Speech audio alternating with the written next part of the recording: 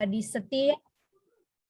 setiap saya membawakan materi atau sharing itu saya lebih senang menganggap diri saya itu sebagai partner sharing. Nah, jadi mungkin bukan narasumber, jadi lebih kepada kita partner sharing. Jadi mungkin ada hal yang bisa kakak sharing kepada adik-adik ya. Ini adik-adik maba ya pesertanya ya, dan juga untuk umum ya moderator ya. Iya Kak, iya Kak. Ya, suara saya kedengaran ya, jadi tidak usah pakai headset. Iya, terdengar dengan jelas Kak. Ya, jadi seperti itu, saya ucapkan terima kasih banyak. Jadi mungkin ada beberapa hal yang bisa kakak bagi, utamanya nanti mungkin seputar aktivitas kuliah kakak hingga bisa meraih beasiswa. Nah, langsung saja saya akan share screen ya. Oke, sudah ada ya di layar? Iya Kak, sudah tampil. Oke, adik-adik. Ya.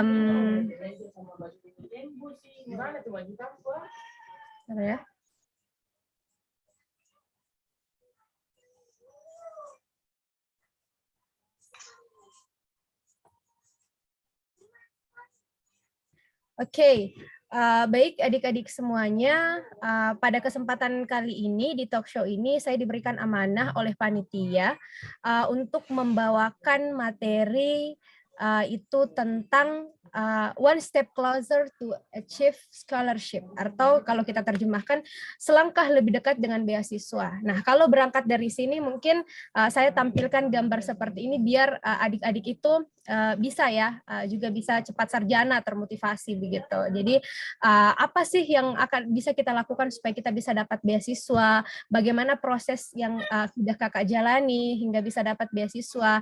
Nah, tadi di awal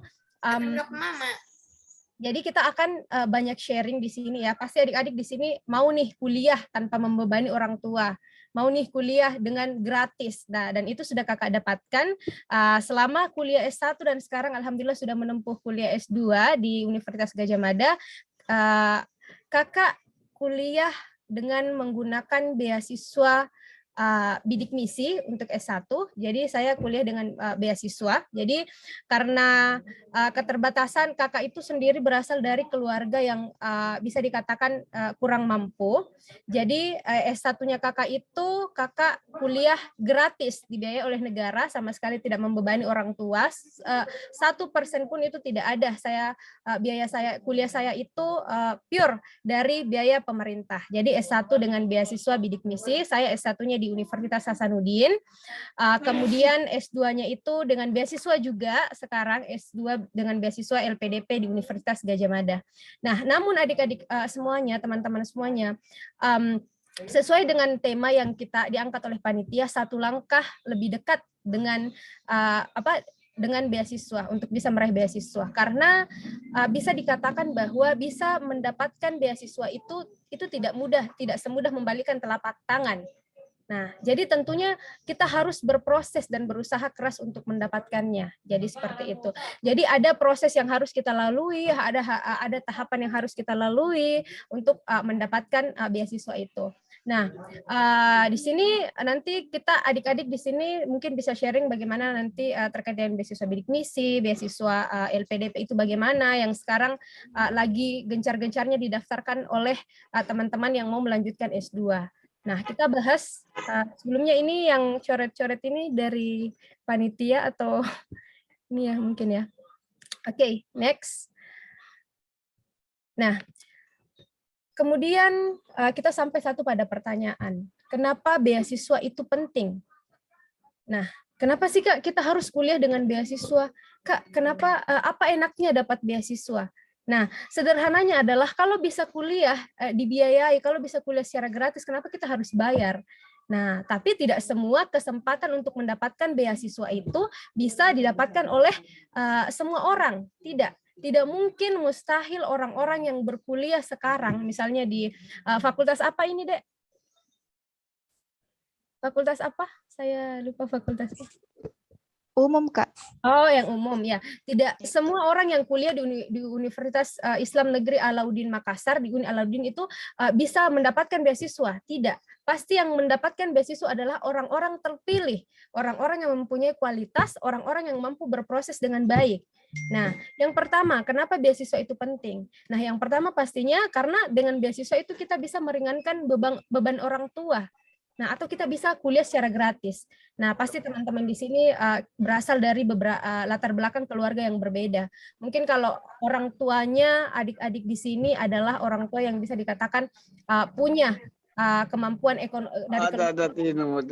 dari keluarga yang kemampuan ekonominya itu bisa dikatakan cukup, ya mungkin tidak masalah melanjutkan beasiswa dengan biaya sendiri karena kita mampu dibayar oleh orang tua. Tapi coba bayangkan kalau kita adalah orang yang benar-benar dari desa, orang tua kita hanyalah seorang petani, kemudian kita ingin kuliah. Nah, kemudian orang tua tidak bisa membiayai kita. Maka jalannya adalah dengan mendapatkan beasiswa seperti itu. Nah, yang kedua, ada beberapa kesempatan khusus yang dapat diperoleh. Nah, ini saya sampaikan karena saya di sini ada yang penerima KIP kuliah di sini. Nah, dulu itu namanya beasiswa bidik misi. Jadi dulu kakak itu selama mendapatkan beasiswa bidik misi, kakak mendapatkan banyak kesempatan untuk mengeksplor diri kakak. Nah, kakak bisa ikut beberapa perlombaan, kakak bisa ikut beberapa seminar, kakak ikut kegiatan-kegiatan yang bisa meningkatkan kualitas diri kakak. Jadi seperti itu. Jadi kakak beberapa kali mengikuti kompetisi yang sudah disebutkan tadi di dunia debat, karya tulis, itu semua karena kakak dapat beasiswa. Nah, jadi beasiswa itu apa ya? Kita dibiayai oleh negara, tapi ada tanggung jawab besar di situ. Nah, jangan karena kita sudah dibiayai oleh negara, terus kita seenaknya tidak belajar dengan baik, kemudian mempergunakan uang beasiswa itu dengan hangout atau kegiatan yang sia-sia dan sebenarnya tidak. Jadi ada tanggung jawab ketika kita sudah mendapatkan beasiswa. Nah, yang ketiga itu ada koneksi ke pihak pemberi beasiswa. Nah, jadi ini kita bisa berdialog ya atau punya relasi ke pihak pemberi beasiswa atau mungkin juga ke beberapa pihak kampus. Nah, karena banyak beberapa kegiatan-kegiatan misalnya yang dikhususkan untuk penerima beasiswa bidik misi, misalnya ada kegiatan-kegiatan yang bisa bermanfaat, misalnya ada seminar yang khusus diperuntukkan untuk penerima beasiswa tertentu. Jadi seperti itu. Jadi 3 poin ini menjadi poin utama kenapa sih sebenarnya beasiswa itu penting, sangat penting ya, itu tadi sudah kakak jelaskan ya. Nah, selanjutnya adalah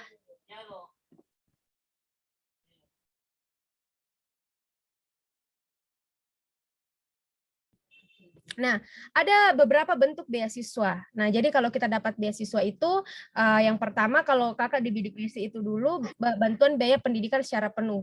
Jadi dari semester 1 sampai semester 7 atau sampai skripsi itu kakak tidak membayar biaya kuliah. Jadi tidak membayar SPP, tidak membayar UKT, betul-betul dibayarkan oleh si pemberi beasiswa. Nah, ada juga bantuan biaya pendidikan secara parsial. Jadi kita ada yang namanya biaya hidup. Nah, biaya hidup. Jadi ada biaya hidup yang diberikan oleh pemberi beasiswa.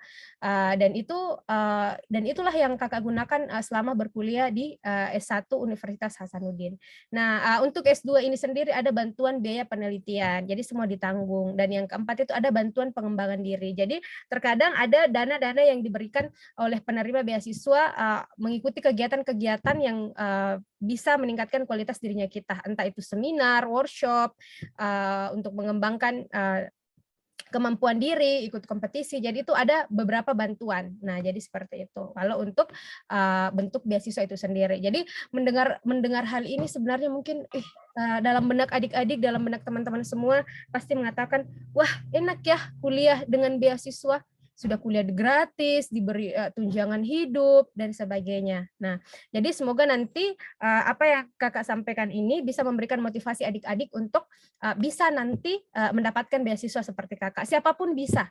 Jangan bilang, oh kakak pasti bisa dapat beasiswa karena dari Unhas, saya dari UN. Tidak, siapapun mempunyai kesempatan untuk bisa mendapatkan beasiswa. Yang penting kita berproses. Proses apa yang akan kita lakukan itu nanti akan kakak jelaskan. Nah, bagaimana sih Kak cara tips meraih beasiswa itu sendiri? Nah, pasti ini yang jadi pertanyaan. Tadi kita sudah membahas tentang manfaat mendapatkan beasiswa, kemudian tadi apa enaknya ya atau fasilitas apa yang didapatkan ketika kita mendapatkan beasiswa. Nah, kemudian ada timbul pertanyaan, bagaimana sih meraih tips untuk meraih beasiswa? Nah, inilah yang akan kita bahas lebih lanjut. Nah, tentunya teman-teman di sini saya berharap adik-adik sekalian jangan tidur ya.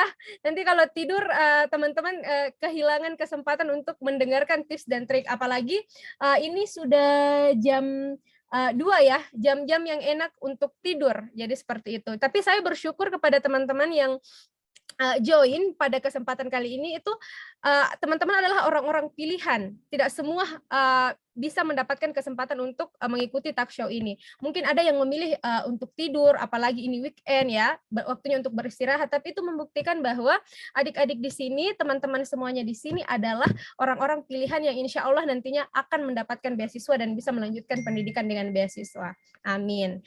Nah, jadi ya, amin ya. Jadi tetap semangat, kita akan sharing nanti di akhir diskusi itu kita akan lebih banyak tanya jawab. Jadi seperti itu. Oke, Kakak lanjut ya. Nah, yang pertama, ini adalah tips yang karena ini sasarannya ada mahasiswa S1 juga ya. Jadi yang pertama teman-teman, kalau tips dari Kakak itu adalah kita harus menjaga IPK atau indeks perkuliahan kita, nilai akademik kita. Nah, meski banyak nih teman-teman yang menganggap bahwa meski tidak sedikit orang yang menganggap kalau IPK itu hanya sebatas angka di atas kertas. Jadi ada yang beberapa mahasiswa ini S1 yang mengatakan, wah tidak penting IPK itu tidak menunjang kelulusan dan sebagainya. Nah, tapi kita tidak bisa pungkiri kalau IPK adalah salah satu faktor penting yang bisa dijadikan indikator dalam proses seleksi mahasiswa yang akan melamar beasiswa. Nah, jadi kadang kita ingin mendaftar beasiswa itu harus ada kriteria IPK, teman-teman. Jadi saya tidak terlalu sepakat ketika ada orang yang bilang IPK itu hanya formalitas. Oh, tidak seperti itu. Karena IPK itu adalah salah satu bukti bahwa kita mengikuti perkuliahan dengan baik. Kita rajin masuk kelas, logikanya adalah, bayangkan kalau misalnya kita tidak rajin masuk kelas, bagaimana mungkin IPK kita tinggi? Nah, jadi seperti itu. Jadi, dan ini juga menjadi syarat utama untuk bisa meraih beasiswa. Tidak ada beasiswa yang yang memberikan kesempatan kepada orang yang IPK-nya rendah, jarang. Nah, bahkan minimal itu 3,5 ke atas atau mungkin 3,00 atau apa dan sebagainya dan seperti itu ya. Jadi jangan karena IPK kita rendah itu menjadi hambatan buat kita. Ini adalah seleksi pertama, tahapan pertama yang bisa teman-teman lakukan kalau ingin dapat beasiswa. Jadi kita harus menjaga IP. Jadi seperti rajin masuk kuliah, rajin mengerjakan tugas dan sebagainya. Nah, jadi seperti itu ya, karena ada kriteria tertentu teman-teman nanti. Nanti kalau ada beasiswa yang buka, misalnya beasiswa LPDP, karena kakak S2 itu standarnya IPK 3, sekian ke atas, tidak ada yang 2, nah, jadi otomatis yang rendah IPK-nya atau yang dapat IPK 2, ke atas itu otomatis tidak bisa daftar. Nah, jadi saya sampaikan ini ke teman-teman semuanya, teman-teman adik-adikku yang masih S1, agar teman-teman mempersiapkan diri. Agar teman-teman rajin kuliah, rajin mengerjakan tugas, dan sebagainya. Biar nanti IPK-nya bisa dipakai mendaftar untuk beasiswa. Seperti itu. Nah, next.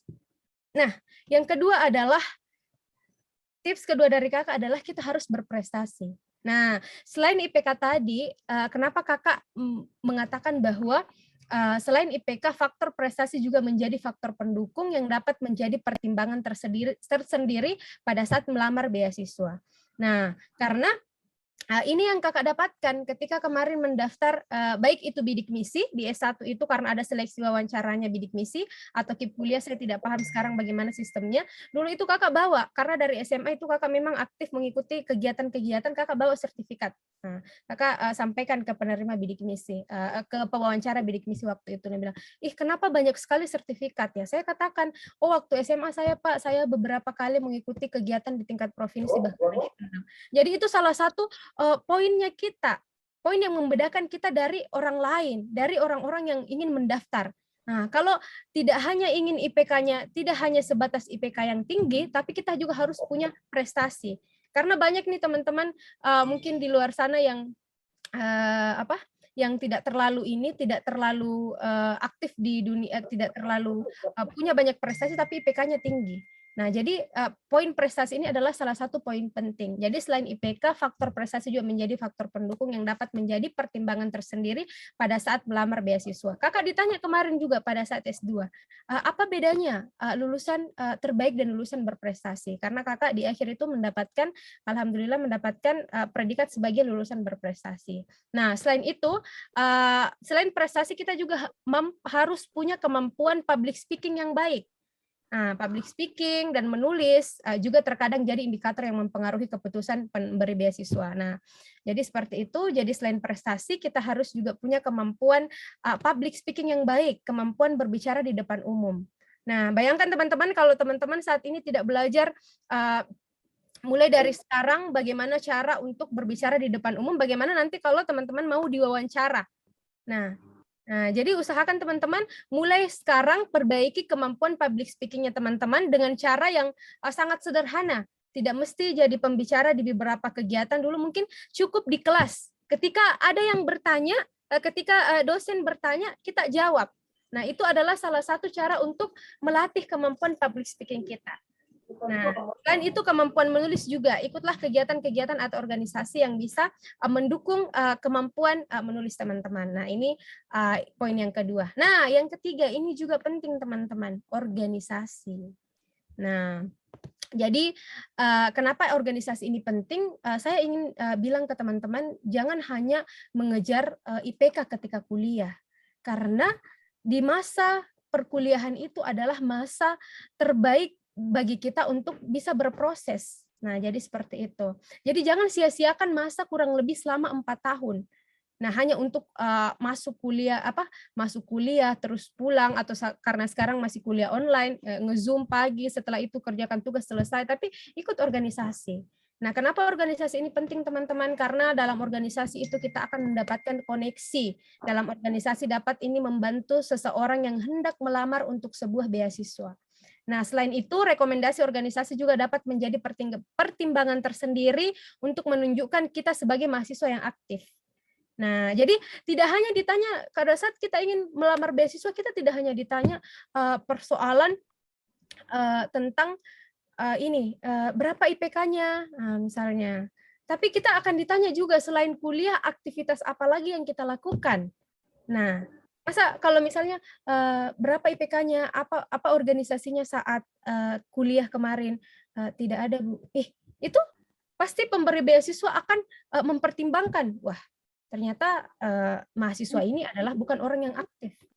Nah, oke, IPK-nya bagus, tapi itu hanya jadi sangat menjadi poin penilaian yang tidak terlalu ini diperhitungkan. Karena banyak kok orang yang IPK-nya bagus.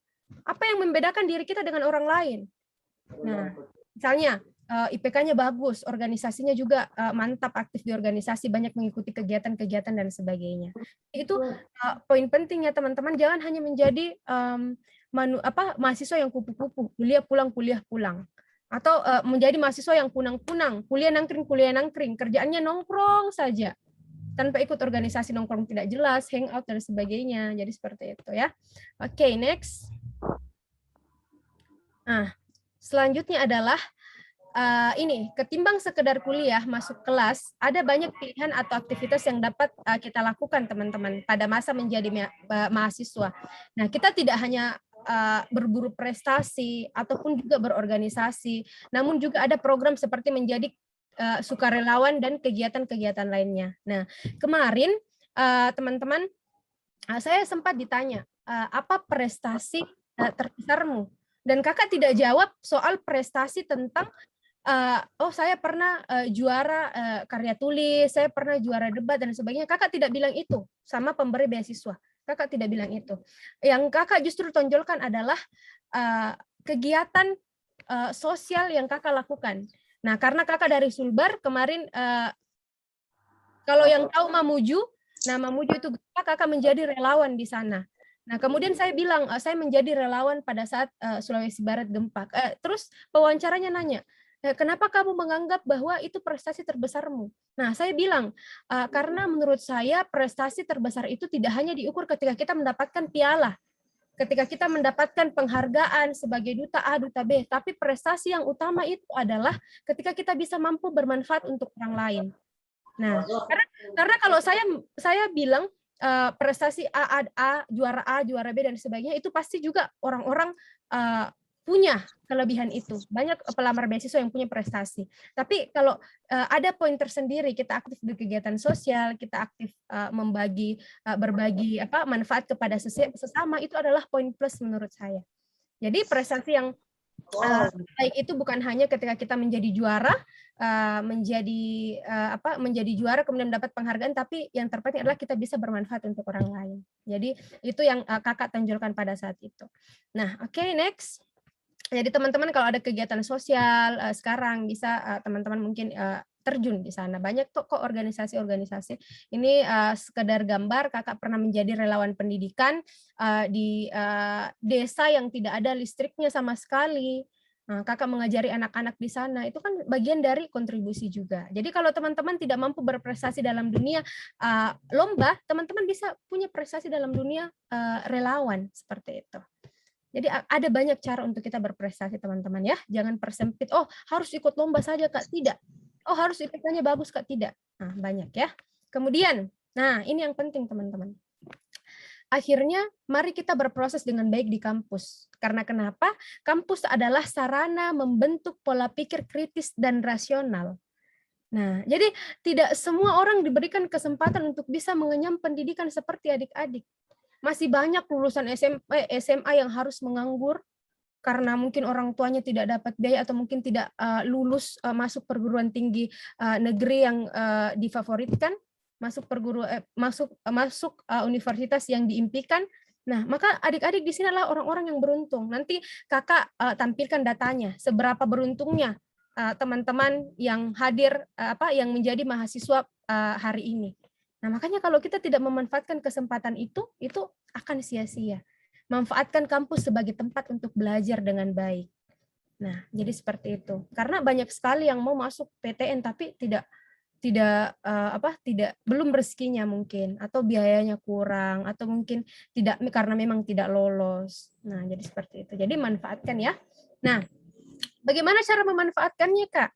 Untuk menjadi mahasiswa yang ideal itu bagaimana? Memanfaatkan kampus sebagai tempat berproses yang baik itu kita bisa memanfaatkannya dengan menjadi mahasiswa yang ideal. Kak, bagaimana mahasiswa ideal menurut versinya Kakak? Nah, mahasiswa ideal itu adik-adik semua, teman-teman semuanya adalah saya menyebutnya sebagai aktivis kampus sejati. Aktivis kampus sejati itu bukan ketika kalian harus berdiskusi sampai larut malam, turun demo, kemudian bukan yang seperti itu yang kakak maksud. Kemudian berdiskusi sampai jam 2 malam, membicarakan tentang bagaimana nasib bangsa Indonesia ke depannya, tidur jam 2 pagi, kemudian bangun jam 10. Nah, akhirnya apa? Dia tidak ikut kuliah dan sebagainya. Bukan aktivis yang seperti itu yang kakak maksud. Jadi menjadi aktivis itu tidak harus turun demo, tidak harus kajian tengah malam, kemudian membicarakan nasib bangsa Indonesia, ujung-ujungnya bangunnya jam 10, nasib bangsa Indonesia apa yang ingin dibangun ketika kamu bangunnya saja kesiangan, seperti itu logikanya. Nah, bukan aktivis yang seperti yang kakak maksud, tapi aktivis kampus sejati yang kakak maksud adalah ketika kita mampu menyeimbangkan, yang pertama adalah nilai akademik kita itu harus bagus, tadi kakak sudah sampaikan, bahwa IPK itu adalah sebuah tolak ukur bahwa kita rajin masuk kuliah. Kita mampu memahami perkuliahan dengan baik, rajin kumpul tugas. Nah, yang kedua adalah tadi sudah disampaikan juga aktif di organisasi. Di organisasi ini kita akan belajar bagaimana cara cara menjadi calon pemimpin yang baik, bagaimana kita memanage waktu, bagaimana membangun relasi dengan orang-orang di luar sana, dan kita bisa mengikuti kompetisi kemudian juara. Karena kenapa kok berkompetisi itu penting? Karena dengan kompetisi teman-teman semua kita bisa mengukur kualitas dirinya kita. Nah, jadi jangan sampai kita merasa, oh di UIN saya adalah orang yang paling hebat, membuat karya tulis dan sebagainya, tapi ternyata ketika kita bertemu dengan mahasiswa lain dari UI, dari UGM, dari Unhas, ternyata saya masih perlu belajar lagi. Jadi untuk mengukur kemampuan diri itu, untuk kita tidak boleh cepat puas ya, belajar itu tidak boleh berhenti. Nah, karena kadang orang yang pintar itu adalah bukan orang yang orang yang pintar itu adalah orang yang selalu belajar, bukan orang yang berhenti untuk belajar. Jadi ikutlah kompetisi teman-teman, itu juga sarana belajar yang baik. Nah, aktif organisasi. Jadi seperti itu. Itulah mahasiswa ideal versi saya secara pribadi. Nah, semoga adik-adik juga bisa mengimplementasikannya ya. Aktif di organisasi, juara kompetisi. Jadi saya punya nilai akademik IPK wow, organisasi yes. Dan kayak begitu. Jadi seimbangkan semuanya. Kalau kita bisa aktif ketiga-tiganya ini, jangan hanya pilih satu, hanya jadi mahasiswa kuliah pulang, jangan aktif di organisasi, jangan hanya menjadi mahasiswa yang kura-kura, kuliah rapat, dan juga kita harus aktif berkompetisi. Jadi seperti itu ya. Semoga bisa dicatat dengan baik dan diingat. Semoga bisa memotivasi teman-teman semuanya. Oke, next. Nah, Kak, selama aktivitas apa saja sih Kak yang Kakak lakukan selama kuliah? Aktivitasnya dihabiskan dengan hal apa? Apakah saya ketika pulang kuliah ke mall? Tidak. Nah, sehingga ini juga menjadi bekal untuk adik-adik bisa mendapatkan beasiswa.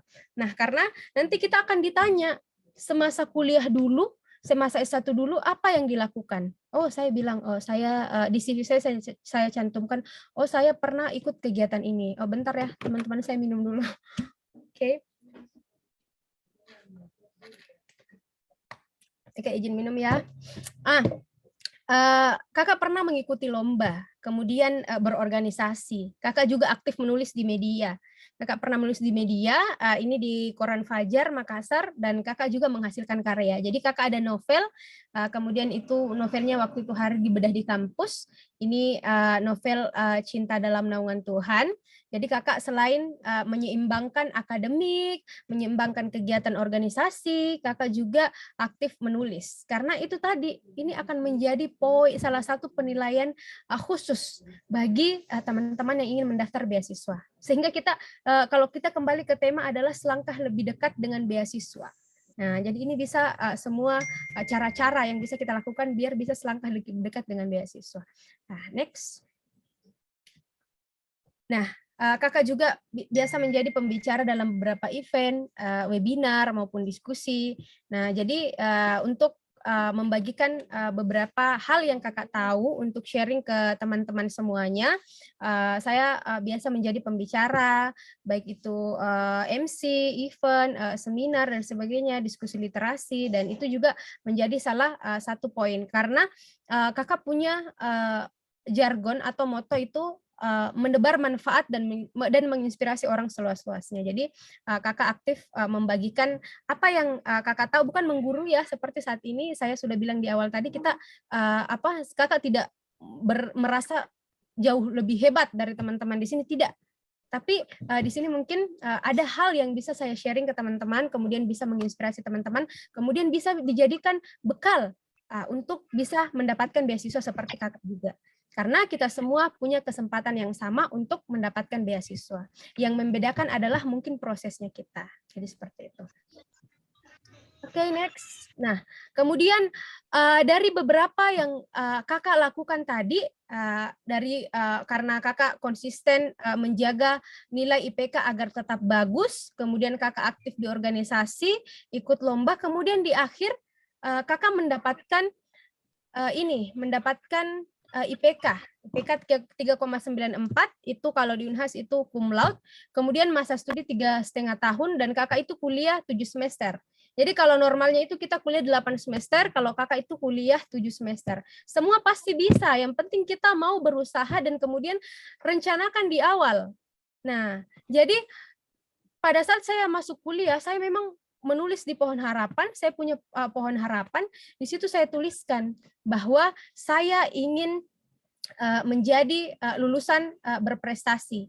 Nah, akhirnya itu terwujud. Nah, kakak mengambil beberapa langkah-langkah yang harus saya lakukan. Oh, IPK saya tidak boleh turun, kemudian saya harus aktif organisasi, saya ikut beberapa kompetisi. Nah, jadi seperti itu. Jadi jangan sampai terbawa arus, jangan hanya ikut-ikutan karena teman-temannya, lingkungannya mungkin teman-teman tidak terlalu ambis atau mungkin tidak terlalu ini ya, tidak terlalu memperhatikan soal nilai akademik, akhirnya teman-teman ikut-ikutan juga. Jangan menjadi seperti itu. Carilah lingkungan yang bisa mendukung teman-teman untuk berprestasi. Masuk UKM-UKM, kemudian bergabunglah dengan orang-orang yang punya visi dengan kita, karena bahaya sekali teman-teman. Kalau circle-nya kita tidak bagus, itu akan berpengaruh pada diri kita. Jadi kalau misalnya ibarat kita berteman dengan penjual parfum, makanya parfumnya itu, wanginya itu akan kecipratan ke kita. Begitu juga kalau kita berteman dengan pandai besi. Jadi memang kita harus menjaga circle positif akan memberikan juga ilmu yang positif bagi kita. Jadi seperti itu. Ya, jadi semua teman-teman adik-adik di sini pasti bisa kok lulus dengan predikat cum laude, mendapatkan prestasi. Yang penting itu kita rancang di awal. Nah, jadi seperti itu. Nah, ini yang bisa mungkin kakak sharing, karena ini ceritanya sharing. Kemarin kakak lolos beasiswa LPDP. Nah, kakak lolos beasiswa LPDP. Nah, jadi kalau di beasiswa LPDP itu mungkin ada yang tahu Maudy Ayunda, ada yang tahu Tasya Kamila, atau pendirinya Ruang Guru Belva. Nah, itu semua adalah penerima beasiswa LPDP. Nah, pasti Kak, bagaimana caranya? Apa yang harus dilakukan? Nah, itu tadi yang sudah kakak lakukan, yang kakak jelaskan di awal. Kakak berproses selama menjadi mahasiswa S1 untuk menjadi bekal bisa melanjutkan beasiswa full dari Lembaga Pengelola Dana Pendidikan atau LPDP. Nah, ini adalah pengumumannya. Kakak harus dulu lulus seleksi administratif, membuat esai dan sebagainya, kemudian dilihat IPK-nya berapa, kemudian di situ dicantumkan pengalaman organisasi kita, transkrip nilai kita. Jadi itu pemberi beasiswa akan melihat, oh ternyata anak ini tidak hanya aktif di akademik saja, organisasinya juga bagus dan sebagainya. Jadi kemudian akan ada nanti yang namanya substansi akademik. Jadi tes substansi itu adalah kita diajarkan atau diberikan soal seperti mengerjakan TPA atau soal-soal masuk SBMPTN. Jadi yang kita kerjakan itu adalah soal-soal yang seperti itu. Nah, yang terakhir itu adalah seleksi wawancara. Nah, jadi itu tadi, kalau misalnya kita diwawancara kemudian kemampuan public speaking kita tidak bagus, kita tidak mampu meyakinkan pemberi beasiswa. Nah, maka itu pewawancara pasti akan tidak merekomendasikan kita. Nah, kalau di LPDP sendiri teman-teman, peminatnya itu setiap tahun puluhan ribu. Di gelombang 1 kemarin yang mendaftar itu 6.661. Kalau di gelombang kedua yang baru-baru tutup ini, yang baru-baru tutup tanggal 8 September kemarin itu, saya kurang tahu, tapi kalau bukan 7.000 lebih, 8.000 lebih. Jadi bayangkan kita bersaing. Nah, jadi memang kita perlu membranding diri kita. Apa yang membedakan kita dengan para pelamar yang lain? Banyak orang yang IPK-nya banyak, IPK-nya tinggi, banyak orang yang aktif di organisasi, banyak orang yang misalnya sering ikut lomba, tapi hanya sedikit orang yang mampu menyeimbangkan ketiganya. Akademik baik, organisasinya baik, kemudian sering ikut kompetisi. Itu sangat jarang. Nah, sehingga itu tips yang bisa kakak berikan untuk bisa selangkah lebih dekat dengan beasiswa. Nah, jadi ini beberapa dokumentasi untuk memotivasi teman-teman. Oh, kalau Kak Mulyana bisa, kenapa saya tidak bisa? Jujur deh, kakak itu berasal dari keluarga yang sederhana sekali. Bapak saya bukan PNS, ibu saya juga hanya seorang kepala rumah tangga, jadi bapak saya hanya seorang imam masjid dengan gaji 1.500.000 per bulan. Nah, menghidupi kami sekeluarga, makanya tidak ada jalan lain untuk melanjutkan perkuliahan selain dengan beasiswa LPDP. Dengan beasiswa, salah satunya adalah beasiswa LPDP. Jadi semoga Ini bisa menjadi acuan. Kalau Kak Mulyana saja bisa, bagaimana dengan kalian yang mungkin yang orang tuanya PNS, yang bisa mendapatkan akses, bisa belajar mungkin kursus bahasa Inggris. Nah, jadi teman-teman itu untuk mendapatkan beasiswa itu awalnya juga yang paling penting itu kita harus punya sertifikat TOEFL juga. Nah, jadi seperti itu mungkin. Kemudian, nah ini yang harus membuat kalian bersyukur teman-teman semuanya. Setiap tahun 3,7 juta pelajar lulus SMA. Tapi hanya 1,8 juta yang bisa kuliah. 1,8 juta ini adalah kalian yang mengikuti webinar atau talk show pada siang hari ini. Betapa beruntungnya kalian. Nah, setiap tahun hanya kurang dari 50% lulusan SMA yang masuk perguruan tinggi. Ini kita berbicara data. Itu berarti kesempatan yang masuk perguruan tinggi adalah salah satu kesempatan langka yang dapat kamu peroleh dalam hidupmu. Jadi jangan sia-siakan kesempatan yang telah diberikan Tuhan untuk menjadi mahasiswa. Jadilah mahasiswa yang hebat, jadilah mahasiswa yang luar biasa versi kalian masing-masing. Nah, Kakak tidak menuntut kalian, oh Kak Mulyana aktif mengikuti karya tulis ilmiah, debat, menulis. Tidak, kalian pasti bisa menjadi mahasiswa luar biasa versi kalian sendiri. Kalau kalian ahli di seni, silahkan kalian mengembangkan bakat itu. Ahli di public speaking silahkan, ahli menggambar silahkan, karena setiap manusia itu punya kelebihan dan keunggulan masing-masing. Tinggal bagaimana cara kita untuk mengasah keunikan atau keunggulan yang sudah diberikan oleh Tuhan kepada kita. Jangan insecure teman-teman. Saya Kak hanya dari desa, sebuah desa ini teman-temanku dari kota dan sebagainya. Jadi jangan insecure dengan itu, karena pada dasarnya kita diberikan kesempatan yang sama oleh Tuhan.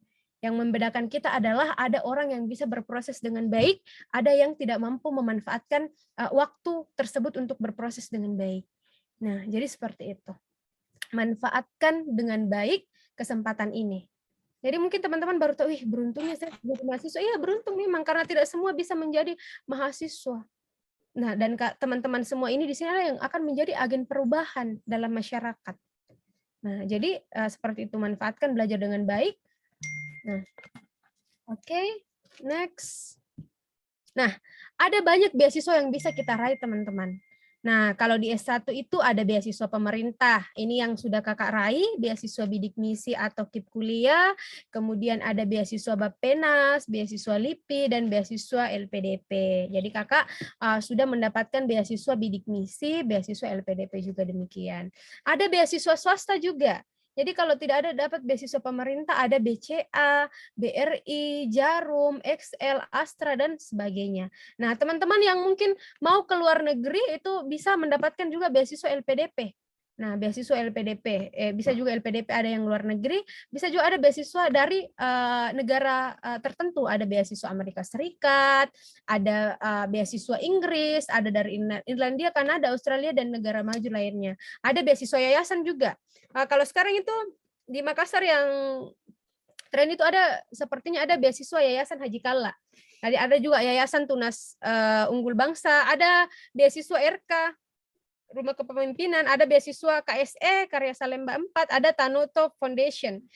Jadi sangat banyak beasiswa teman-teman, ada beasiswa universitas juga. Kalau di Unhas itu, kakak tidak tahu di UIN apa istilahnya, ada yang namanya beasiswa PPA. Banyak kampus yang memberikan beasiswa kepada mahasiswanya. Tapi itu tadi, tidak semua orang bisa mendapatkan beasiswa ini. Dilihat, diseleksi, siapa yang mempunyai kelebihan keunggulan yang membedakan dari peserta yang lainnya, maka itulah yang akan diterima. Jadi mulai sekarang teman-teman mari buat diri kita berkualitas, sehingga nanti bukan kita yang melamar bukan kita yang melamar beasiswa, bisa jadi beasiswa yang melamar kita. Jadi begitu. Jadi kalau kita berkualitas, teman-teman, itu akan banyak sekali jalan yang bisa kita raih untuk menuju kesuksesan. Jangan lagi ada istilah, kayaknya memang saya tidak ditakdirkan untuk bisa melanjutkan pendidikan karena saya dari keluarga yang kurang mampu dan sebagainya. Oh, tidak seperti itu. Jadi ada banyak teman-teman cara yang bisa teman-teman lakukan, salah satunya adalah dengan beasiswa. Yang penting kita mau belajar teman-teman, siapapun itu, tidak membeda-bedakan.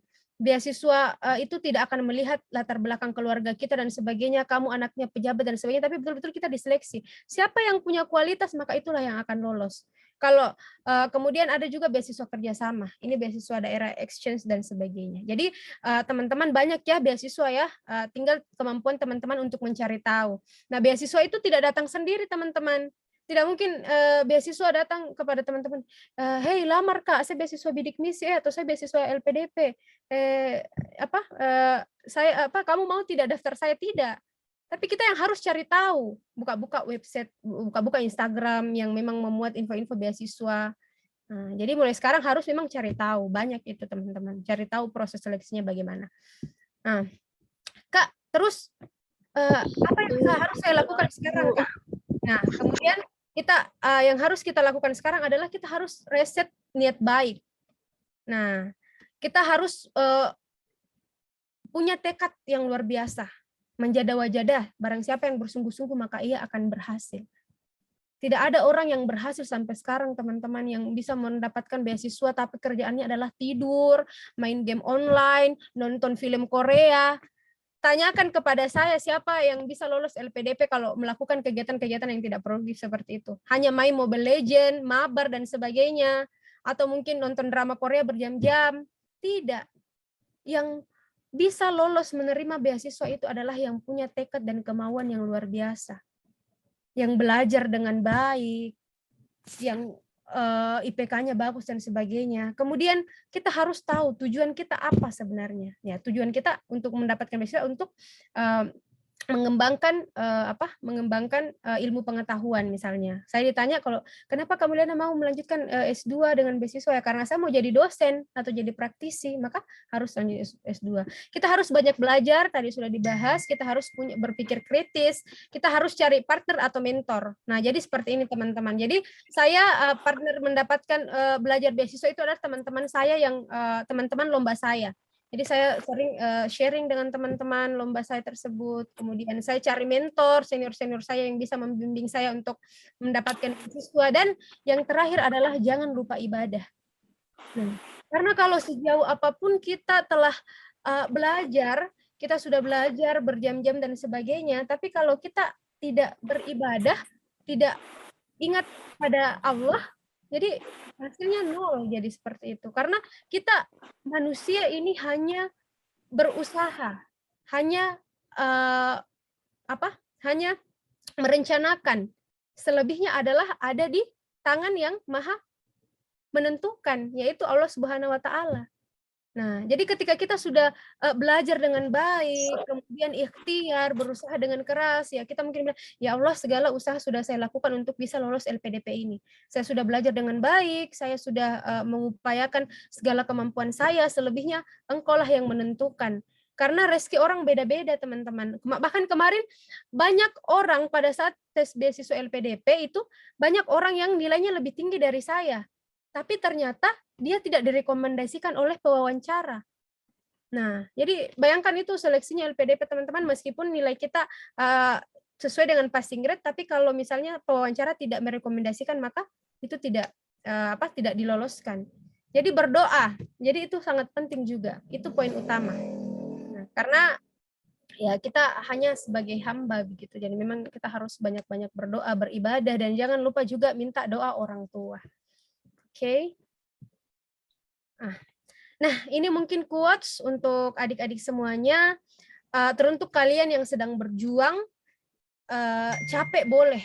Semua orang pasti capek. Mungkin adik-adik sekarang capek kuliah online dan sebagainya. Kalau capek, istirahat. Tapi jangan berhenti. Nah, mungkin teman-teman saat ini, capeknya ikut kegiatan webinar di siang hari begini, mengantuk, mending saya tidur dan sebagainya. Tapi kalau memang kita punya kesadaran bahwa ini untuk bermanfaat bagi saya untuk sebagai bekal untuk mendapatkan beasiswa. Nah, tapi jangan capek boleh, silakan istirahat, tapi jangan pernah kalah dengan keadaan.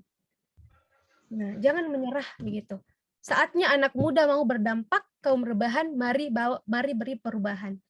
Nah, jadi jangan menjadi orang jangan menjadi kaum rebahan, tapi mari menjadi kaum pembawa perubahan.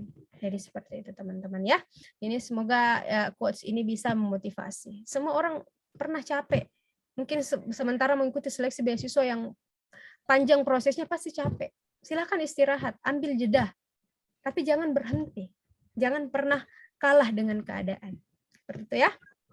Nah, karena teman-teman ini quotes lagi, kalau kita tahu betul apa tujuan kita, kita tidak akan mudah tergoda dengan hal-hal yang mengalihkan kita saat menempuh jalan ke sana. Memang akan banyak kesempatan lain yang terlewatkan, namun tetap percaya pada tujuan dan kata hati. Begitupun mungkin dengan mendapatkan beasiswa. Pasti banyak hal-hal yang akan menggoda kita, entah itu teman-teman yang mengajak, ayo pergi nongkrong di sini, atau mungkin teman-teman ayo mabar atau main game online bareng dan sebagainya. Tapi ya jangan tergoda dengan hal-hal seperti itu. Atau mungkin kita harus menyingkirkan drama Korea, atau yang suka nonton drama Korea, menyingkirkan drama Korea untuk sementara waktu dulu. Nah, memang akan banyak kesempatan yang terlewatkan. Kita akan kehilangan mungkin momen bersama teman-teman, hangout bersama teman, tapi itu tidak apa-apa. Kita harus fokus pada satu tujuan dan percaya pada kata hati kita. Jadi tidak apa-apa dulu tidak ikut ini ya dengan teman-temannya hangout dan sebagainya. Nah, mungkin itu sih teman-teman yang bisa saya sharing. Oh iya, dan saya juga sedikit ada cerita motivasi untuk teman-teman. Silahkan mungkin yang ingin bertanya, mungkin saya kembalikan ke moderator. Mungkin waktu saya juga sudah habis ini ya, pas-pas ya 1 jam. Ya, saya persilahkan kepada moderator. Silahkan. Baik Kak, Masya Allah, materi yang sangat luar biasa. Dan saya pikir tadi penjelasan dari pemateri kita sudah sangat komprehensif, sudah sangat dibahas secara umum, tapi mungkin ada dari teman-teman yang ingin bertanya, silakan mengaktifkan fitur raise hand, dan jika tidak memungkinkan untuk mengaktifkan fitur raise hand dan menyalakan audionya, silakan bertanya melalui chat saja. Untuk yang pertama, mungkin saya persilakan kepada Yogi Prasetyo. Silahkan. Bismillah. Assalamualaikum warahmatullahi wabarakatuh. Waalaikumsalam warahmatullahi wabarakatuh. Perkenalkan, nama saya Yogi Prasetyo dari Fakultas Usuluddin Filsafat dan Politik, Angkatan 2021. Pertanyaannya, untuk Kak Mulyana, cara kita untuk membagi waktu bagi para maba yang masih beradaptasi di dunia perkuliahan untuk mendapatkan nilai akademik yang bagus, aktif di organisasi, dan juara kompetisi, agar bisa diterima di beasiswa.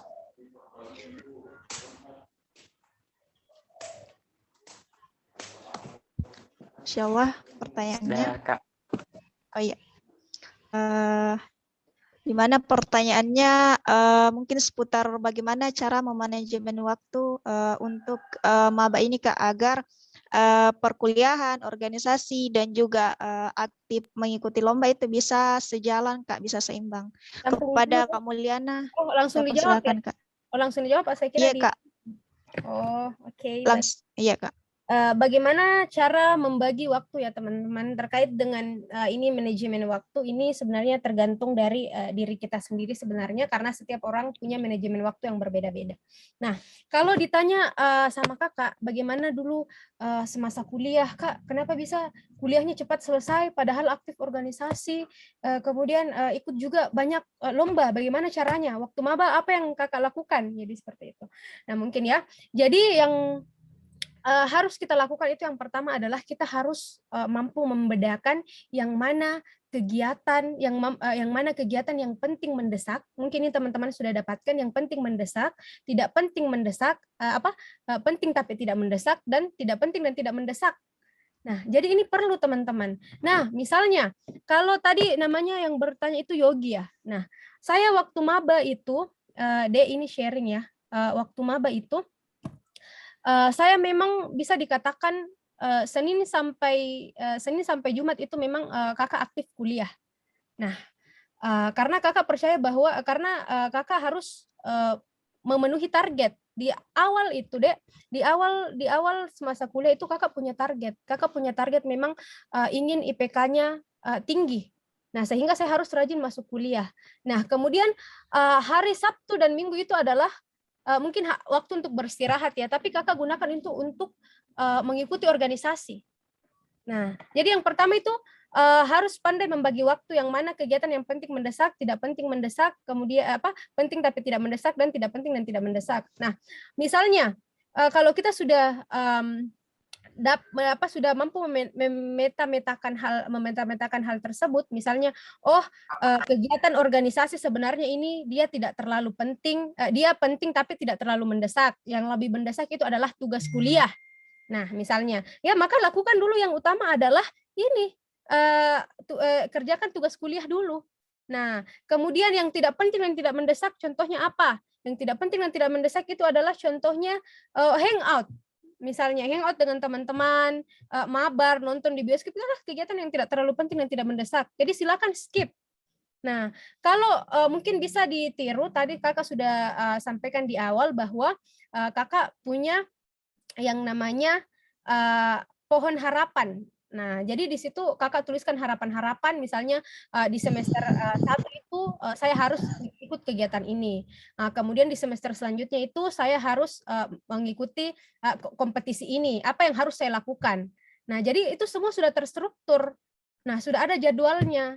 Nah, jadi setiap minggu itu ada organisasi, kegiatan organisasi. Jadi buatkan jadwalnya.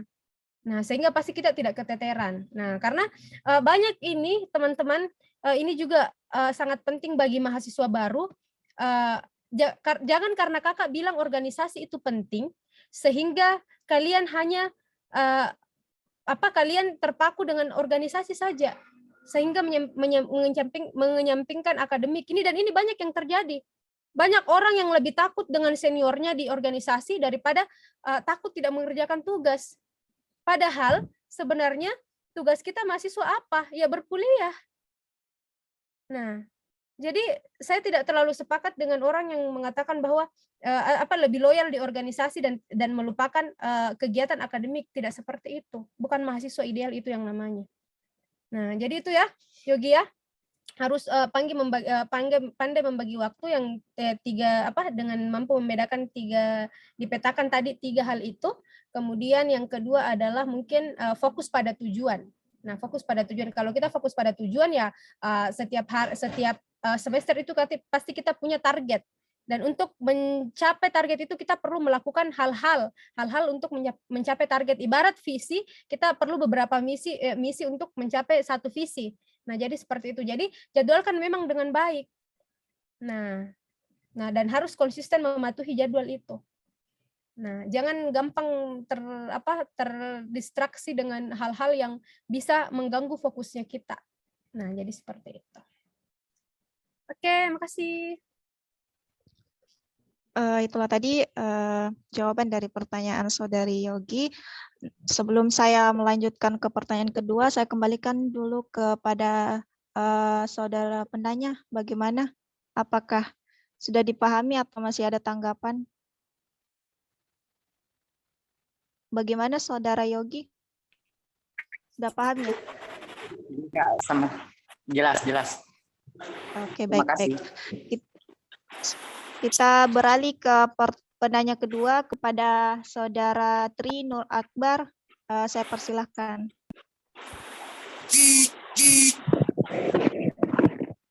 Baik, terima kasih atas kesempatan yang diberikan oleh moderator.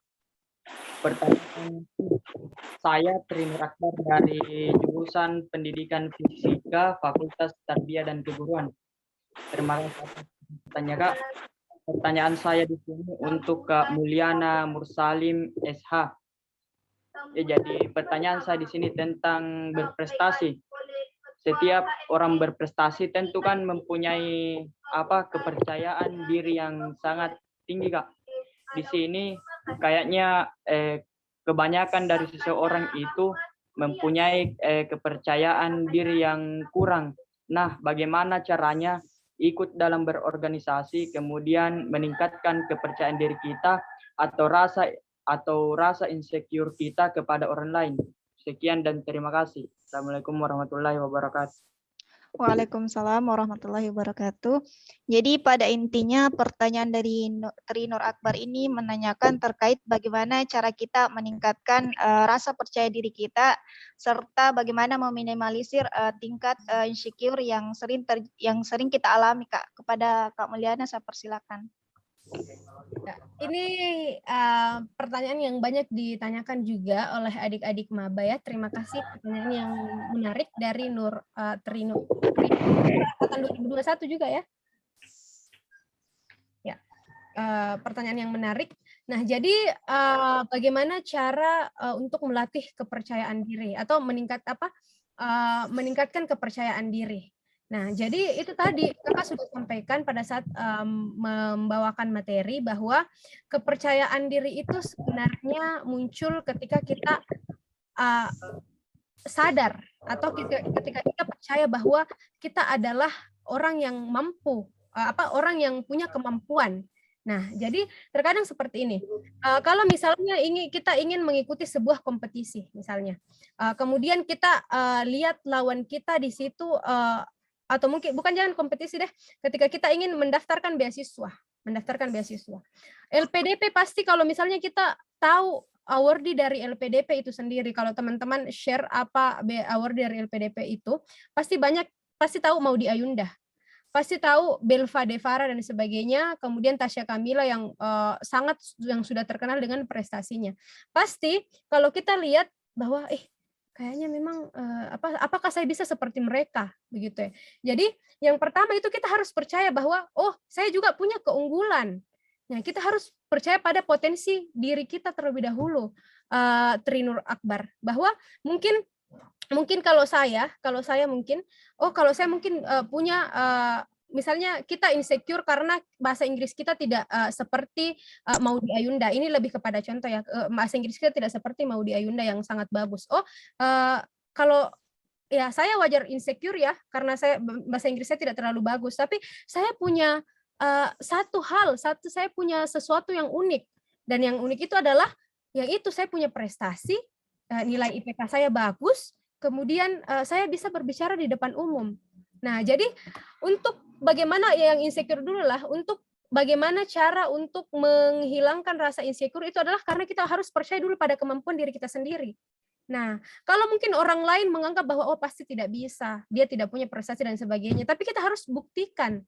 Nah, kalau misalnya kita tidak percaya memang dengan kualitas diri sendiri dan memang sudah insecure di awal, maka kita tidak akan percaya diri. Jadi, percaya diri dan insecure ini adalah dua hal yang tidak bisa dipisahkan. Nah, caranya untuk melatih kepercayaan diri adalah teman-teman bisa mengikuti organisasi. Nah, awalnya mungkin di organisasi mungkin kita tidak terlalu banyak bicara dan sebagainya, masuk dulu di prosesnya. Kalau mungkin teman-teman masuk di organisasi debat yang semuanya orang pandai berbicara di sana. Dan teman-teman adalah tipe orang yang introvert misalnya, tidak seperti kakak yang memang terbiasa berbicara di depan umum. Tapi kalau teman-teman mampu memanfaatkan wadah organisasi itu sebagai tempat untuk berproses, maka lama-kelamaan kepercayaan diri itu akan terbentuk. Yang awalnya mungkin kita hanya hanya bisa berbicara mungkin 1-2 kalimat, lama-lama kita bisa mengemukakan gagasan. Nah, karena kita berproses di situ. Nah, jadi kepercayaan diri itu bisa kita bentuk dengan baik ketika kita berproses. Nah, kalau mungkin tidak di organisasi, di bangku perkuliahan, mungkin kita tahu jawabannya, tapi kayaknya kita takut salah. Ini juga jadi poin penting, jangan pernah takut salah. Nah, karena ini jadi penghambat. Nah, setelah itu ada mungkin yang bertanya, dosennya bertanya, ada yang tahu jawabannya, saya. Ternyata jawaban kita sama. Tapi kenapa si ini lebih berani? Karena dia tidak takut salah. Tidak apa-apa salah. Nah, yang namanya belajar. Yang salah itu adalah ketika kita tidak berani untuk mencoba. Jadi mulailah dari hal-hal kecil, mulai berbicara di depan umum, memanfaatkan memanfaatkan wadah organisasi sebagai wadah untuk berproses, dan jangan insecure. Insecure itu karena kita sendiri yang tidak percaya dengan kemampuan diri. Nah, padahal kalau Tri Nur dibandingkan dengan Nurul Wahyu, itu pasti punya keunikan masing-masing. Begitu, tidak usah malu. Kita punya kelebihan, keunikan masing-masing. Jadi tidak usah malu dianggap jelek dan sebagainya. Semua orang berproses. Jangan takut langsung salah dan sebagainya. Semua orang, kakak bisa berbicara di depan kalian ini karena kakak juga pernah menjadi seperti kalian. Mendengarkan orang-orang berbicara, oh jadi seperti ini, oh jadi seperti ini. Semua butuh proses. Jangan pernah takut salah, yang salah itu adalah kalau kita berhenti. Nah, mungkin itu ya.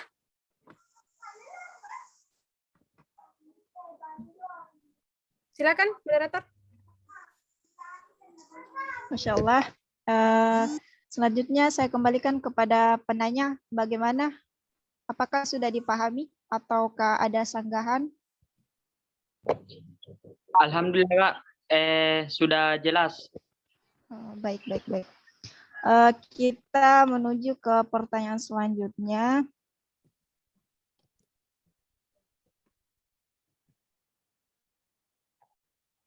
Kepada Ahmad Syarif, saya persilahkan.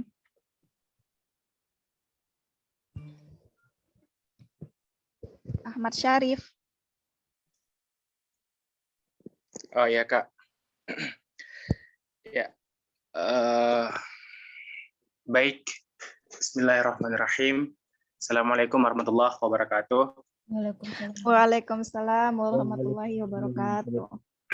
Ya, terima kasih atas kesempatannya. Pertanyaan saya terkait dengan LPDP sendiri, Kak. Khususnya di bagian TOEFL. Ada 3 pertanyaan saya. Yang pertama, berapa minimal skor TOEFL ketika kita mendaftar beasiswa LPDP sendiri?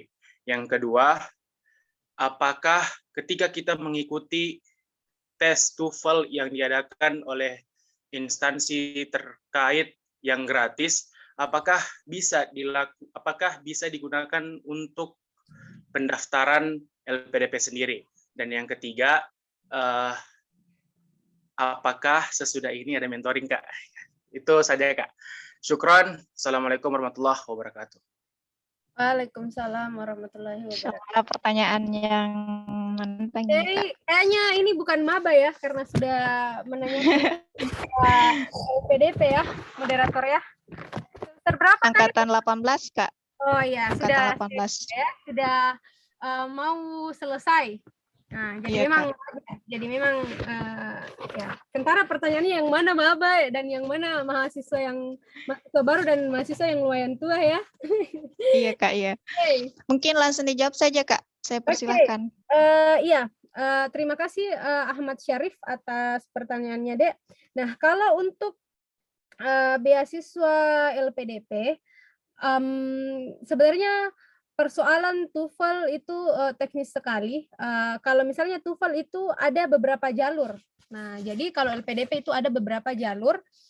Kakak juga masih ini bukletnya ya, silahkan di-download. Kakak ada buklet, mungkin tidak terlalu kentara ya. Bentar ya, saya ini dulu ya. Teman-teman bisa download bukletnya ya. Oke. Nah, di kamar saya berantakan. Oke, jadi teman-teman saya usahakan untuk download dulu bukletnya LPDP supaya bisa membaca persoalan teknis terkait seleksi administratif.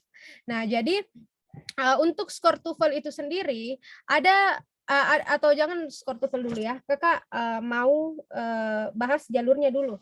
Jadi untuk jalur beasiswa LPDP ini ada beberapa jalur. Nah, ada jalur afirmasi, ada jalur reguler, ada jalur targeted. Nah, jadi untuk jalur beasiswa afirmasi yang seperti Kakak itu boleh diikuti oleh beberapa teman-teman dari beberapa kalangan. Nah, misalnya ada afirmasi beasiswa prasejahtera. Ada beasiswa afirmasi bidik misi. Afirmasi bidik misi ini masuk afirmasi beasiswa sejahtera juga. Dan ada afirmasi 3T. atau daerah tertinggal. Nah, jadi untuk skor TOEFL dari beasiswa afirmasi ini itu skor TOEFL-nya tidak terlalu tinggi, 400, hanya 400. 400 itu sudah bisa mendaftar. Dan untuk TOEFL yang diselenggarakan oleh misalnya apa tadi, penerima lembaga-lembaga tertentu. Jadi kalau misalnya TOEFL-nya itu prediksi, itu tidak boleh digunakan di LPDP. Nah, tugasnya LPDP itu tidak boleh yang prediksi. Yang ada yang bisa itu adalah minimal TOEFL ITP atau dari dikeluarkan langsung dari ITS.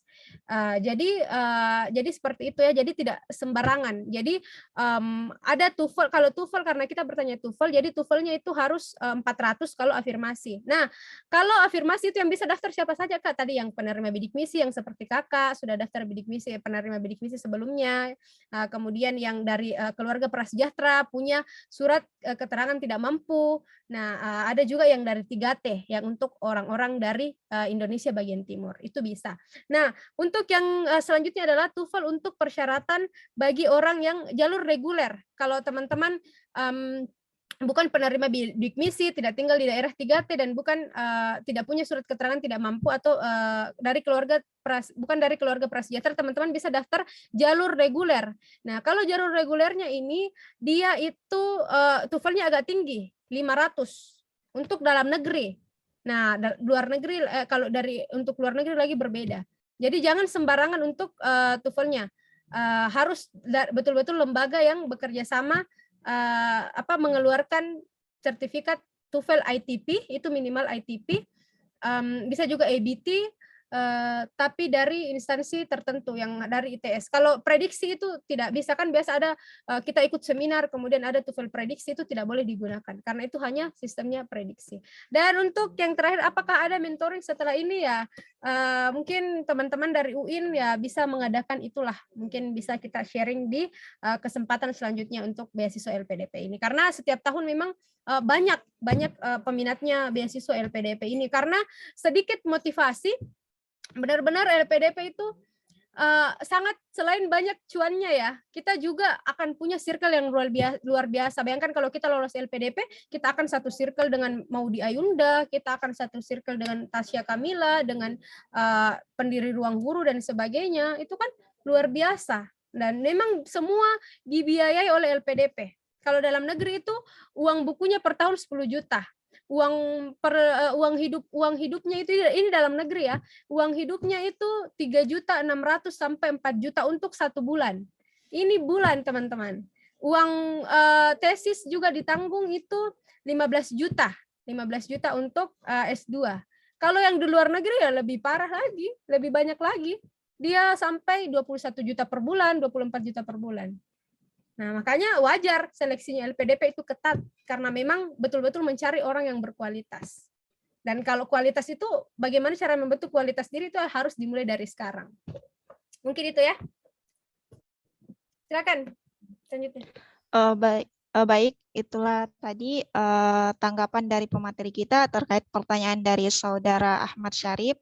Nah, selanjutnya saya kembalikan kepada saudara penanya, apakah sudah dipahami ataukah masih ada sanggahan? Masih ada. Saya persilahkan. Ya, makasih. Yang pertama, berarti ketika kita daftar LPDP kemudian ambil bagian, maksudnya itu yang afirmasi, berarti TOEFL-nya 400 ya, Kak? Iya, benar. Kalau afirmasi 400 minimal. Ya. Oh ya, Kak. Kemudian ini yang di Makassar, yang yang TOEFL yang kerjasama dengan ITS itu di mana saja, Kak? Mungkin kalau ITS itu ada di Eureka dengan IDP kalau enggak salah. Yang Kakak tahu itu Eureka itu Kakak tes di situ. Kayaknya saya tidak tahu kalau Fulbright juga sudah ini atau bagaimana. Kayaknya Fulbright ada yang di BTP, tapi yang bagus itu Eureka. Yang Kakak tahu. Sebenarnya banyak sih, cuman yang Kakak tahu cuman itu. Oh ya, Kak. Itu sih, Kak. yang ini terkait dengan TOEFL. Syukran Dipersiapkan Kak, makasih banyak. sekarang. Iya, sama-sama. Balikan ke moderator. Baik, karena pertanyaan dari Saudara Ahmad Syarif sudah rampung, kemudian karena masih ada waktu, kita akan beralih ke pertanyaan selanjutnya. Nah, tadi saya lihat ada dari pertanyaan dari chat Zoom. Saya langsung bacakan. Assalamualaikum warahmatullahi wabarakatuh. Perkenalkan, nama saya Usni, Putri Aulia, Prodi Bimbingan dan Penyuluhan Islam, Fakultas Dakwah dan Komunikasi. Di mana pertanyaannya, bagaimana cara memperkuat personal branding diri sendiri untuk mencapai nilai akademik yang bagus, aktif di organisasi, serta juara kompetensi? Mungkin kepada pemateri saya persilahkan, Kak. Iya, tadi pertanyaannya bagaimana membangun personal branding ya? Iya, Kak. Ya, personal branding diri untuk mencapai nilai akademik yang bagus, aktif di organisasi serta juara kompetisi. Oke, jadi personal branding itu bisa kita bangun, ya lagi-lagi kita harus berproses ya. Nah, jadi personal branding itu sebenarnya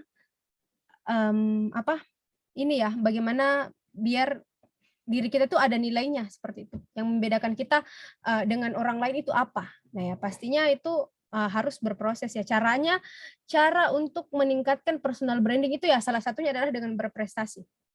Nah, salah satunya adalah dengan berprestasi, teman-teman. Kalau itu tadi yang saya sampaikan juga, prestasi itu jangan hanya dibatas teman-teman mengukurnya hanya dari kompetisi. Kalau teman-teman mungkin bukan tipe orang yang kompetitor seperti saya, ada teman saya juga bahkan kemarin dia itu mungkin bukan orang yang punya prestasi seperti saya yang sering ikut lomba, tapi dia aktif di kegiatan sosial. Nah, maka itulah personal brandingnya dia. Nah, karena dia mungkin mengukur kemampuannya bahwa kayaknya saya memang bukan tipe kompetitor seperti Kak Mulyana, tapi saya ini punya punya keunggulan lain. Harus pandai-pandai melihat keunggulan kita di mana. Kayak begitu. Kalau misalnya teman-teman suka aktif pada kegiatan, misalnya itu kegiatan sosial, volunteer, ya itu bisa jadi personal branding juga. Nah, kalau mungkin teman-teman punya karya, atau mungkin teman-teman bisa personal branding-nya adalah di dunia penulisan. Nah, ya tidak mesti jago public speaking kayak gitu. Ya, kembangkan saja kemampuan teman-teman dalam menulis itu. Atau mungkin teman-teman ahli dalam dunia seni atau bela diri atau olahraga. LPDP juga sangat membuka lebar itu, teman-teman. Sangat membuka lebar peluang bagi atlet-atlet, teman-teman bisa jadi atlet dan sebagainya. Nah, jadi tolong kalau teman-teman merasa tidak terlalu punya kapasitas atau kemampuan di satu bidang tertentu, tapi teman-teman punya kemampuan di bidang yang lain, maka maksimalkan keunggulan teman-teman di satu bidang tertentu, maka itu bisa menjadi personal brandingnya teman-teman. Nah, jadi tidak hanya harus, bukan yang dicari LPDP itu bukan orang-orang yang mesti berprestasi, tapi yang betul-betul punya nilai dan mau berkontribusi. Nah, jadi mungkin kontribusinya teman-teman itu tidak melalui prestasi, tapi misalnya melalui kegiatan volunteer, itu kan kontribusi juga. Nah, begitu juga dalam karya seni, teman-teman mungkin pernah mengikuti event musik dan sebagainya, atau mungkin tilawah dan sebagainya, itu juga bagian dari kontribusi. Jadi personal branding itu adalah tergantung dari dari kemampuan, keunikan yang kita miliki, kemudian kita kembangkan itu, maka kalau kita fokus pada itu, maka itu bisa menjadi personal brandingnya kita. Nah, jadi jangan menjadi seorang Mulyana, tapi jadilah orang keren versi dirinya kalian, jadi seperti itu. Mungkin itu sih. Jadi lagi-lagi berproses ya, semua berproses. Ya, Kak, ya. Karena kita dibatasi oleh waktu, mungkin selanjutnya ini akan menjadi pertanyaan terakhir. Dan nanti ada closing statement ya, saya minta. Siap, Kak. Ya. Kepada Ammar Gifari Nur, saya persilahkan.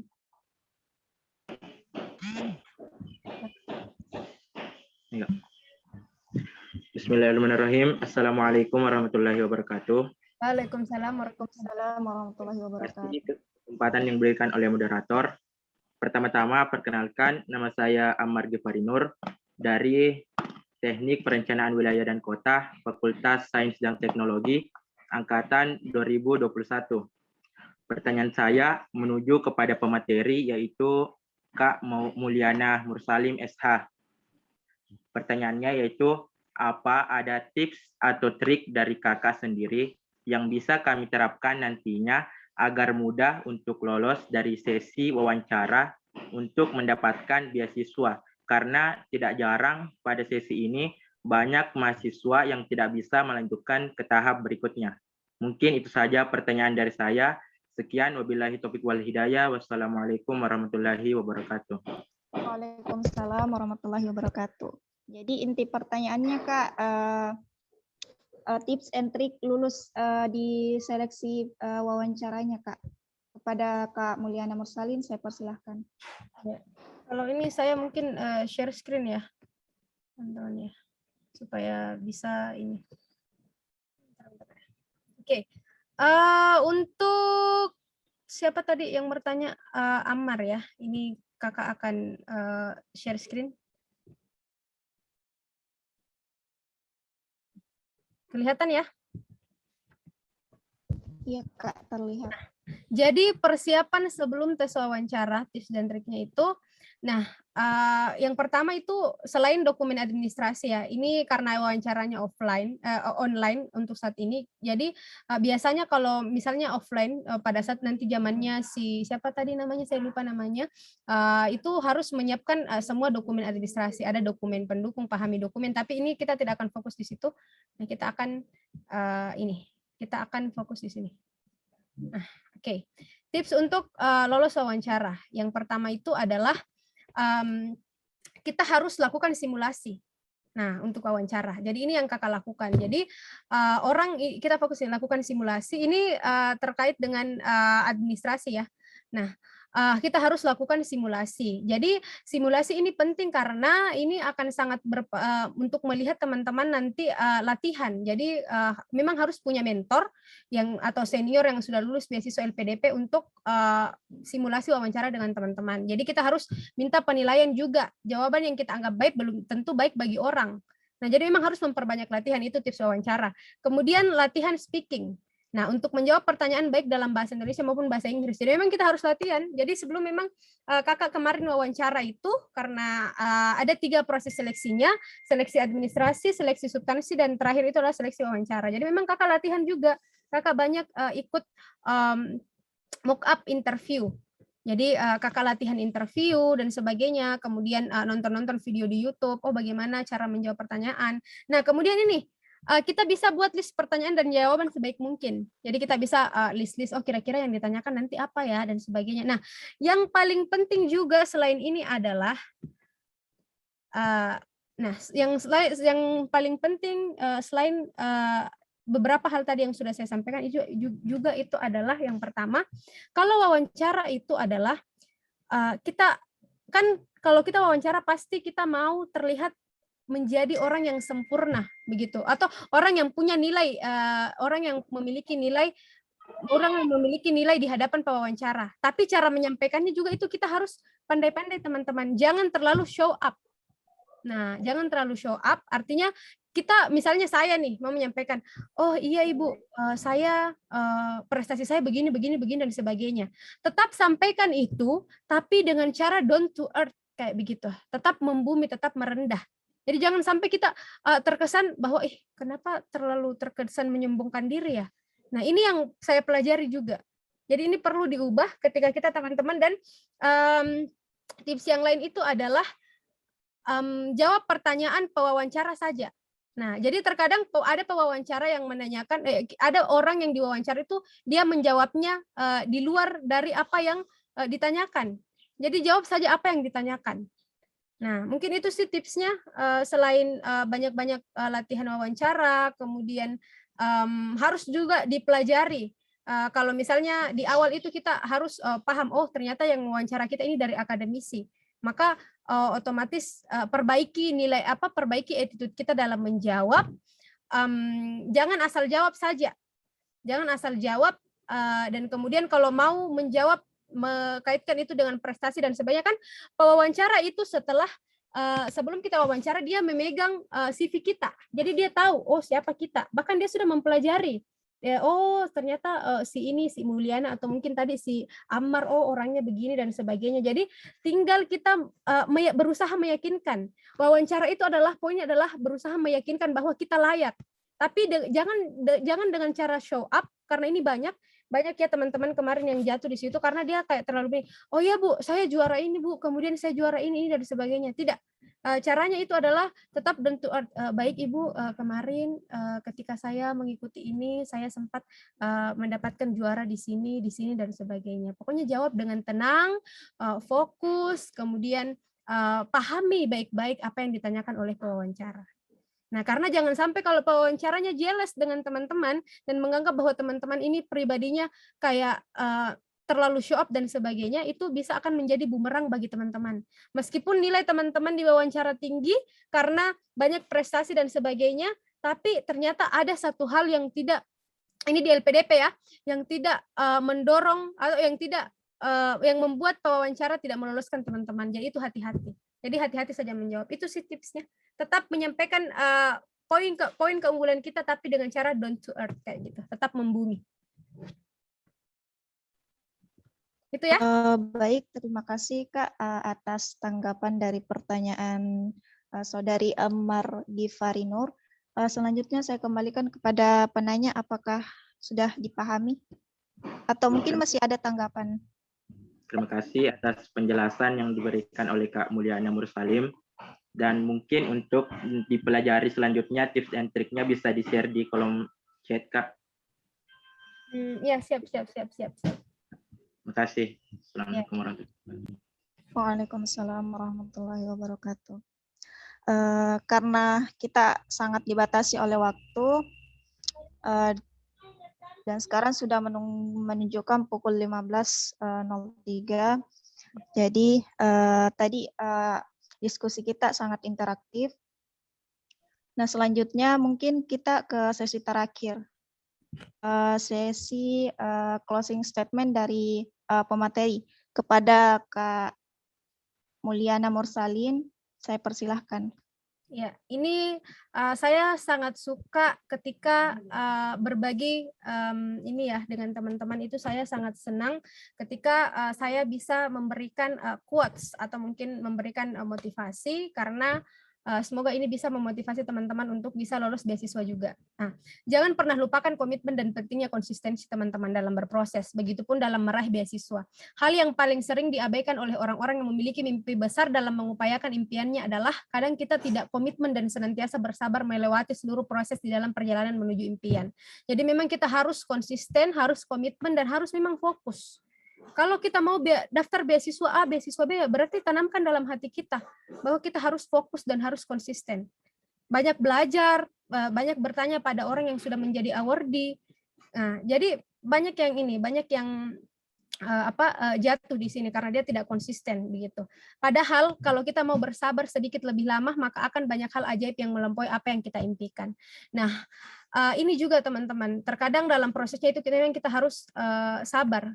Teman-teman, kalau saya cerita terkait dengan proses beasiswa yang kakak dapatkan itu, kakak seharusnya itu kuliah tahun lalu. Tapi karena beasiswa LPDP tidak buka, makanya saya defer kuliah, saya tunda 1 tahun kuliah. Jadi itu salah satu bentuk bersabar juga. Nah, ini ada sedikit cerita teman-teman yang ingin saya sampaikan ke teman-teman bahwa semua harus berawal dari mimpi. Tergantung berawal dari sebuah tulisan di pohon harapan yang persisten saya dikejar. Jadi memang waktu kuliah itu saya punya pohon harapan dan saya harus menyelesaikan itu 3,5 tahun dengan beberapa prestasi. Jadi ini yang saya pegang komitmen itu di awal, teman-teman. Dan betul-betul kalau kita sabar, kalau kita konsisten dengan mimpi, itu akan banyak kejutan. Tahu tidak kejutan yang saya dapatkan di tahun 2020 kemarin? Dan ini menurut saya harus bagikan ke teman-teman untuk menjadi motivasi, sama sekali bukan berniat untuk menyombongkan diri, sama sekali tidak, tapi semoga teman-teman bisa termotivasi di sini. Nah, mungkin ada yang dalam kondisi keuangan yang seperti saya, teman-teman. Saya sudah sampaikan bahwa saya dari keluarga yang kurang mampu. Nah, tapi teman-teman percaya kemarin ada momen di mana saya tidak jadi wisuda, teman-teman. Pada saat saya itu mungkin ada yang sudah baca kisahnya, waktu itu saya tidak jadi wisuda dan orang tua saya sudah ke Makassar. Bayangkan itu adalah yang pertama kalinya orang tua saya ke Makassar karena saya dari Sulawesi Barat. Tapi tiba-tiba saya tidak jadi wisuda. Nah, tapi didasari kekuatan mimpi dan niat tulus ingin membahagiakan dan membanggakan orang tua, maka selalu ada cara semesta yang bekerja di luar prasangka. Waktu itu seharusnya bapak saya pidato di hadapan orang banyak karena saya jadi wisudawan berprestasi, tapi tidak jadi karena pandemi. Ya, tapi kadang saya mungkin mengutuk momen itu. Kenapa pandemi menghalangi segalanya? Nah, tapi karena kita bersabar dan kemudian ada kado yang lebih indah dari itu, teman-teman. Orang tua saya tidak berbicara di depan Sivitas Akademi Unhas, tapi dia berbicara di depan Menteri Pendidikan dan Kebudayaan. Dan itu kemudian kisah saya ini saya tuliskan. Saya tuliskan lewat saya kirim karena Najwa Shihab waktu itu membuka kenapa kamu ingin sekali wisuda, dan saya ceritakan, maka kisah itu terpilih menjadi kisah terinspiratif pada saat itu untuk kemudian Bapak saya diundang Najwa Shihab untuk berbicara di depan menteri. Itulah yang namanya buah dari kesabaran, teman-teman. Semua orang harus berproses.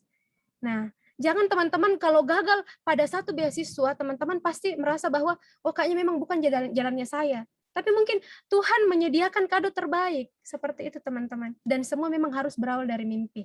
Nah, bayangkan saya di video call, kemudian orang tua saya berbicara di depan Menteri Pendidikan, dan saya dikirimkan bunga langsung dari idola saya. Padahal saya tidak pernah bertemu sebelumnya. Itulah kekuatan mimpi dan rasa sabar. Dan kalau kita percaya Allah, apa yang sudah diberikan Tuhan saat ini, itulah mungkin yang terbaik. Akan ada ganjaran, akan ada kado terindah, akan ada kado spesial bagi kita yang senantiasa bersabar dan ingin berusaha. Mungkin itu, teman-teman. Nah, mungkin satu lagi, teman-teman. Kak, saya tidak punya uang, Kak, untuk berprestasi. Orang tua saya petani, Kak. Bapak saya nelayan, ibu rumah tangga. Kita tidak perlu menunggu punya banyak uang untuk memulai berkarya dan mencetak prestasi. Manfaatkan fasilitas yang ada, kerjakan yang bisa dikerjakan, fokus pada tujuan dan terus mengingatkan doa. Setiap orang punya kesempatan yang sama, termasuk dalam mendaftar beasiswa. Siapapun kamu, yang membedakan adalah orang yang pandai melihat peluang dan memanfaatkannya dengan baik.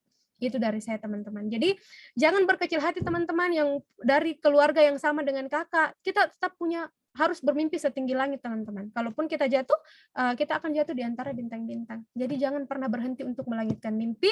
Kepada adik-adikku maba, masih banyak kesempatan kepada adik-adik mahasiswa untuk bisa berproses menjadi lebih baik. Jadi banggakan orang tua kita dengan segala bentuk inspirasi atau segala bentuk prestasi yang bisa kita berikan. Jadi mungkin itu, teman-teman, yang bisa kakak sampaikan. Kakak punya quotes organisasi Yes IPK harus tetap pol. Jadi siapa takut berprestasi, jangan pernah takut untuk berprestasi. Teman-teman, saya mungkin bisa dihubungi di Instagram, di WA kalau teman-teman mau sharing. Ya, mungkin cukup sekian ya. Semoga terinspirasi, teman-teman. Kita akan banyak sharing. Oke, mungkin itu ya. Baik, Kak. Itulah tadi closing statement dari pemateri kita yang sangat luar biasa, yang membagikan bagaimana perjalanan hidup beliau. Saya rasa beliau ini sangat memotivasi, sebuah inspirasi untuk kita semua yang masih sementara mengejar beasiswa.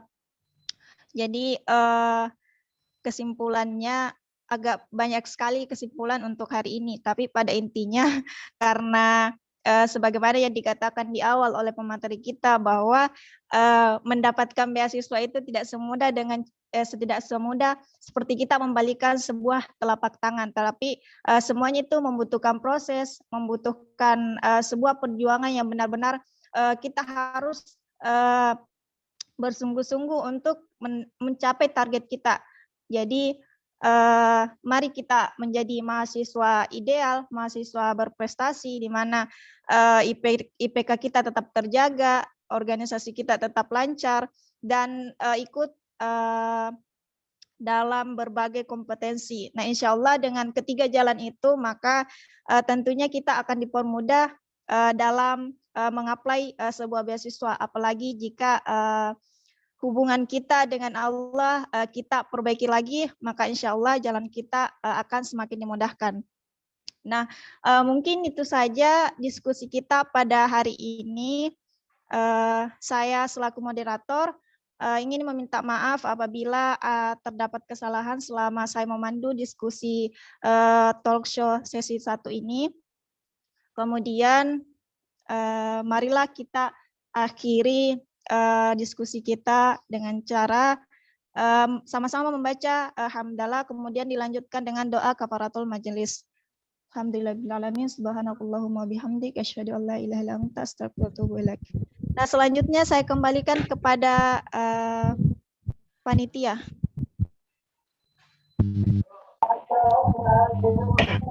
Oh ya, baik. Jadi itulah tadi ya materi atau talk show siswa ya, Masya Allah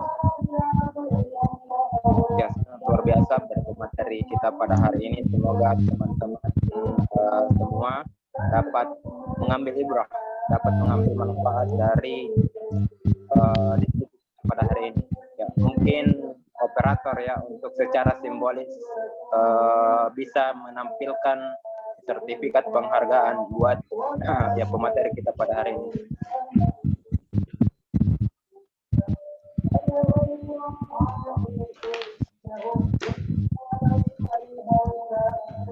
Jadi ya, terima kasih buat pemateri Kemuliaan Mursalin Mesa. Inilah kenangan dari panitia pelaksana Welcome to Campus yang ditandatangani oleh ya sertifikat nomor 38/UKM LDK Al-Jami/WTC/9/21 diberikan kepada Yana Mursalin Mesa dan partisipasinya sebagai pemateri pada kegiatan Welcome to Campus WTC dengan tema Explore Yourself and Reach the Walls yang diselenggarakan secara online oleh UKM LDK Al-Jami yang ditandatangani oleh Wakil Rektor 3 Bidang Kemahasiswaan dan Alumni Prof. Dr. Darussalam Samsudin MBG, kemudian ditandatangani juga oleh Ketua Umum UKM LDK Al-Jami Rahmatullah Syabir, kemudian juga ditandatangani oleh Ketua Panitia Bode. Ya, jadi mungkin seperti itu saja sebelum kita keluar untuk keluar dari Zoom untuk sholat dan sebagainya, mungkin kita bisa foto bersama ya. Jadi teman-teman yang lain ya mungkin bisa menampilkan videonya ya, kita foto bersama.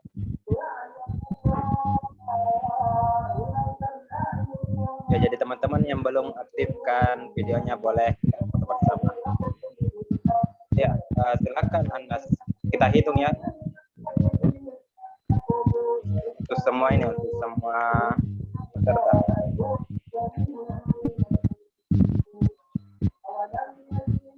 Iya, Oke. tes suara. Iya, jelas-jelas. Iya. Iya. 1, 2, 3. Iya, sudah Kak. Ya, jadi terima kasih buat Kak Mulyana Mursalin Mesa sempat ya membersamai kita pada hari ini ya, Masya Allah atas ilmunya yang telah diberikan kepada teman-teman mahasiswa baru angkatan 2001 UIN Alauddin Makassar. Semoga apa yang disampaikan oleh Kakanda bisa mendapatkan yang terbaik ya, bisa memberikan motivasi bagi teman-teman mahasiswa baru. Ya, jadi mungkin seperti itu saja. Insya Allah acara kita akan kita lanjutkan esok hari di jam 10. Tepatnya terkait talk show, terkait organisasi. Insya Allah akan kita lanjutkan di jam 10 esok hari. Mungkin seperti itu saja. Apabila ada kekurangan dalam kegiatan kali ini, mohon dimaafkan. Wa'tasimu bihablillahi jami'an wa la tafarraqu. Assalamualaikum warahmatullahi wabarakatuh. Waalaikumsalam. Terima kasih semuanya. Terima kasih adik-adik. Sama-sama Kak. Ya. Terima kasih Kak Mulyana. Terima kasih juga Kak. Ya, sama-sama. Terima kasih. Baik, sampai ketemu di lain kesempatan ya. Semoga setelah ini bisa sharing lagi. Semangat semuanya. Siap, Kak. Assalamualaikum.